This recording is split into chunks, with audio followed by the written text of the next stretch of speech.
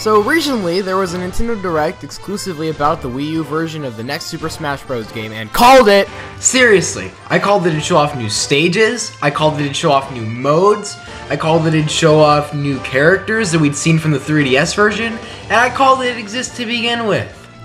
Most of all, though, I called that they would show DLC for the games that's being planned, and I even kind of called how that would work. Let's just say that that was a good day for me. But back to DLC characters for a minute, undeniably, the thing that got me the most excited from the Direct was the reveal of Mewtwo, returning as DLC in the spring. This is cool on so many levels. First, it's Mewtwo! After being cut in Brawl, I don't think there was a single person who didn't want to see him return, so it's great to see that it's finally happening. Secondly though, and more importantly to this video, this confirms that DLC is not only going to be a thing in these new games, but also that DLC characters will be there. So, with that, I started thinking about more characters that could very well make it into the game in the future. Considering that Mewtwo has a trophy in the 3DS version, even a character with a trophy could be considered for this list, though a mysterious absence is also something to consider. A character needs to be an assist trophy or boss or something along those lines for me to truly not consider them for this list, so essentially no Saki, no Ridley, no Girahim, no Magnus, etc. Also, I'm going to exclude Snake because there isn't really anything pushing for him, and there's a bunch of legal shit surrounding him, so I'm not going to bother. So, with that said, let's get started.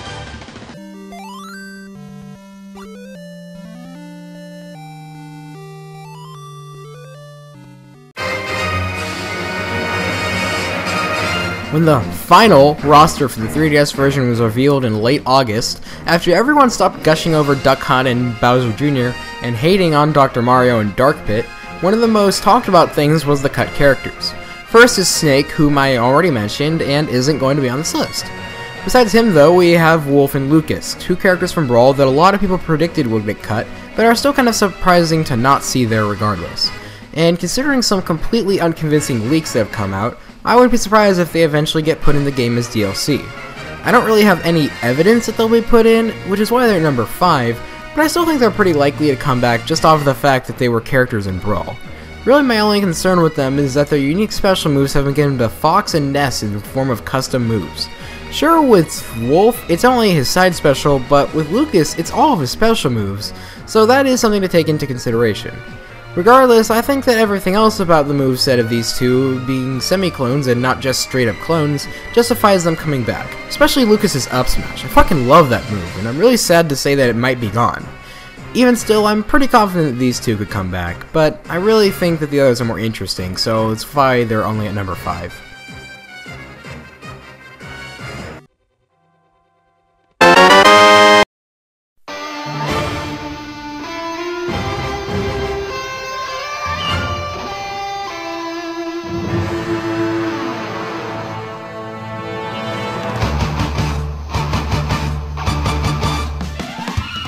While the importance of each series of Smash Bros. Will probably always be debated, I don't think anyone would deny that the 3 most important series are Mario, Zelda, and Pokemon. Taking out Dr. Mario since he was a last-minute addition, a clone, and wasn't even important enough to be put in his own series on the character select screen, and adding in Mewtwo, both Mario and Pokemon have 6 characters. So, at least from my perspective, Zelda should be getting another character. There are a few decent choices to go with.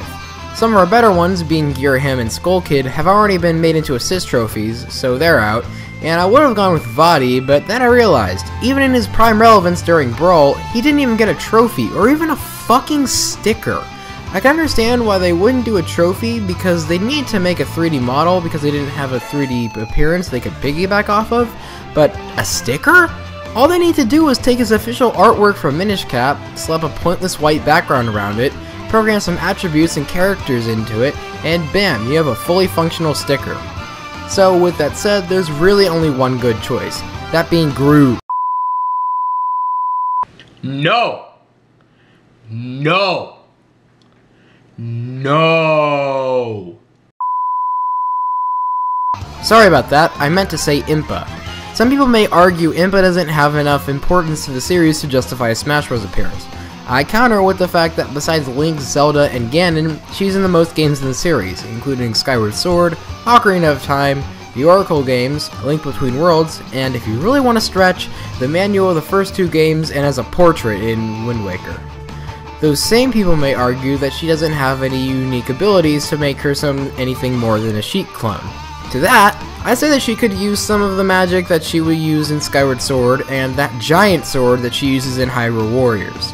As a whole, even though I do think it would be a little weird to have two Sheikah characters, Impa is definitely the most important character in the series that hasn't already been represented, and honestly, the only one that really makes sense considering the circumstances.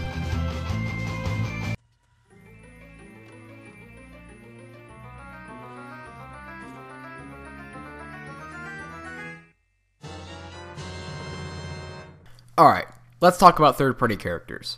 As Pizza Dude Man Guy once put it, the topic of third-party characters is something that I always find strange, because it's one of the largest pool of characters to pull from, yet there really shouldn't be too many. Couldn't have said it better myself.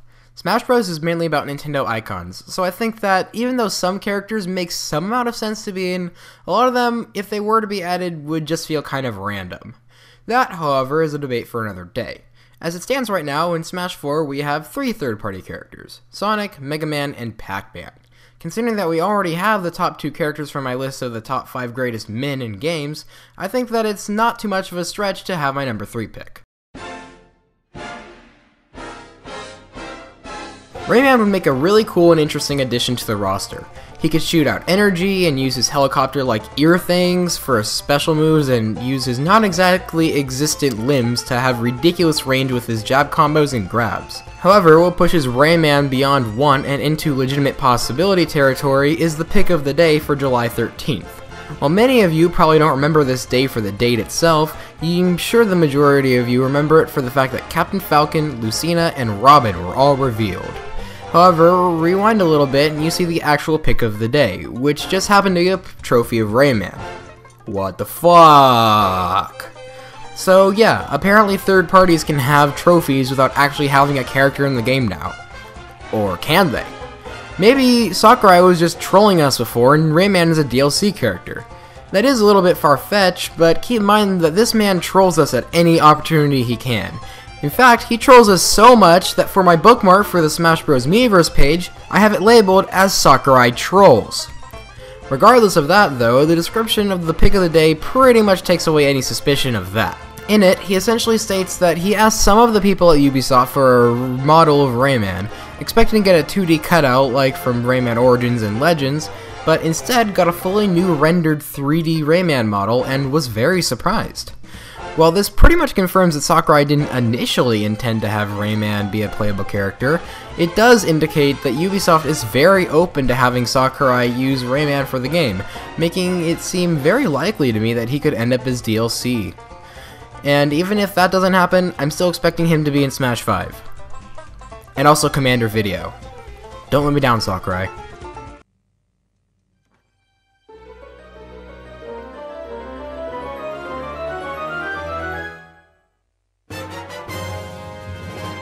Ever since Smash 4 was revealed, assist trophies have been something that I was following very closely. The reason for this is that some of them are characters that I, and many others, very much would have liked to have seen as playable characters. So when I started working on this list, I started an incredibly complicated process of determining which assist trophies were in Brawl, but aren't in the new game. And this included, going onto the Smash Wiki and writing stuff down on a piece of paper. So I wouldn't be surprised if you guys just don't really quite get it.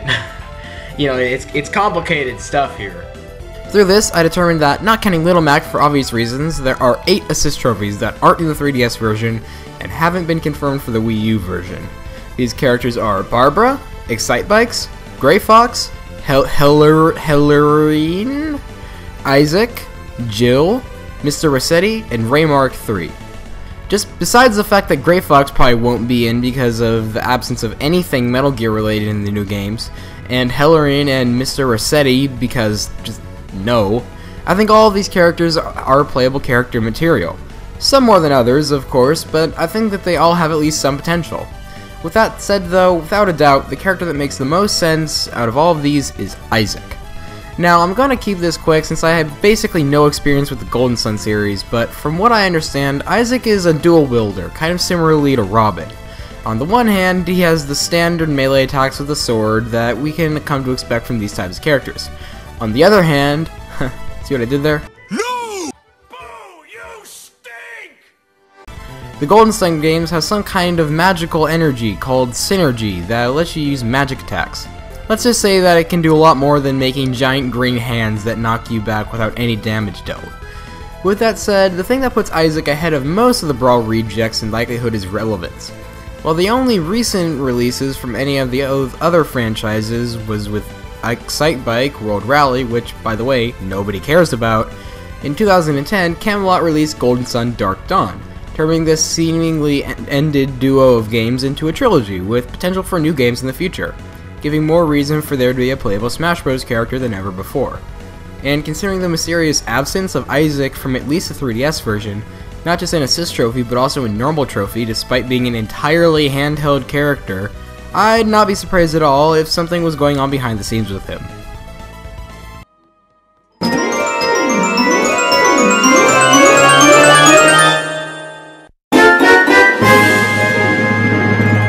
Alright, these guys are at number 1 really only because I legitimately see this happening. And me saying these guys probably set off about 99% of you watching the video into knowing exactly who I'm talking about.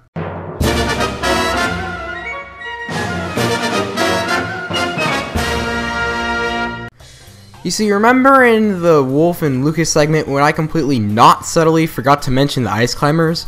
After all, out of all the cut characters, they're probably the ones that have been discussed the most. But that's not what puts them at number 1. Currently, they are the only characters that Sakurai has specifically talked about. In a recent interview with Famitsu, Sakurai talked about the fact that the Ice Climbers were cut due to 3DS system limitations.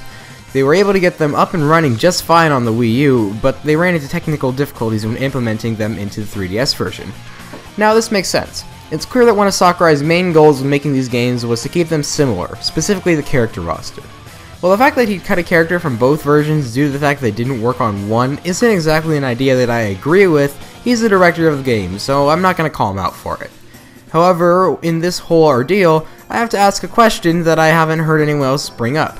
How far into development did the Ice Climbers get? I mean, I've obviously never been in game dev before, but if I had to guess, I'd say that if they were working the way that Sakurai described, I'd guess that they'd have gotten the majority of the work done on them. With that said, the problem still arises of the 3DS not being able to run the characters. I mean, if I was calling it, I'd just ditch the 3DS version, as the Wii U was always going to be better regardless. But that's up to Sakurai, and he seems pretty insistent on making the roster the same. I think that I've come up with a solution though. The new 3DS is Nintendo's brand new stupidly named version of the 3DS. Besides the fact that it has all the functionality of a Circle Pad Pro built right into it, and functionality with the new amiibos, the new 3DS has been confirmed to have greater specs than that of what we know with the normal 3DS, the 3DS XL, and the one that no one has ever bought ever. While we don't know what the specifics are yet, I'm sure that the RAM of the console will be highly improved, making the game able to run the Ice Climbers more easily.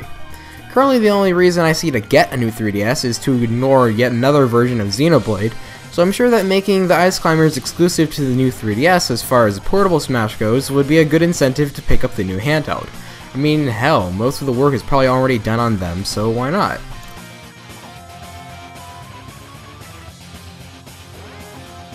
Hey guys, that was my list of the top 5 characters that I thought would be the most likely to be added into Super Smash Bros. For Wii U and 3DS as the years go on. Now, never really done an end slate before, but I guess it was a first time for everything.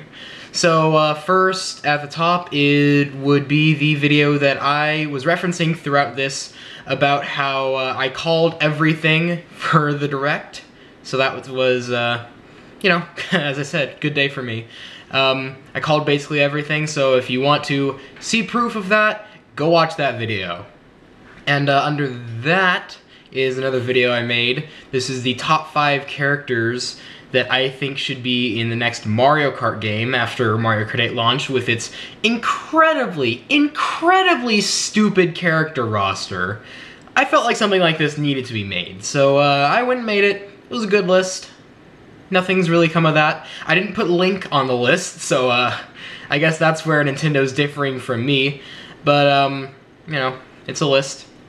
And below that is another video that this guy Wavebeam made that's the same basic concept as what I'm doing. It's a little animated video about the top 10 characters that he thinks would be the most likely to be added as DLC into Smash Brothers.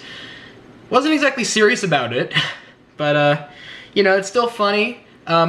He's only got like, I think 9 subs right now, so you know, go watch the video. If he gets more traffic, maybe he'll make more of these, and I really enjoyed it, so, you know, go watch it. It's fun. And finally, if you have a character that you think should either be added or think has a decent chance of being added into the game, make sure to tell me in a comment. I will respond. I will definitely respond to it. So if you really want to know my opinion on something, just tell me. I'll respond. Okay? I guess subscribe and share and favorite and all that crap, but mainly my videos, especially these kinds of videos, are made to get discussion out there. So if you have an idea, comment, please. It's all I'm asking. So with that, thanks. This has been Legendary Sponge, Sponge93, Will, whatever the hell you want to call me. This is him signing out.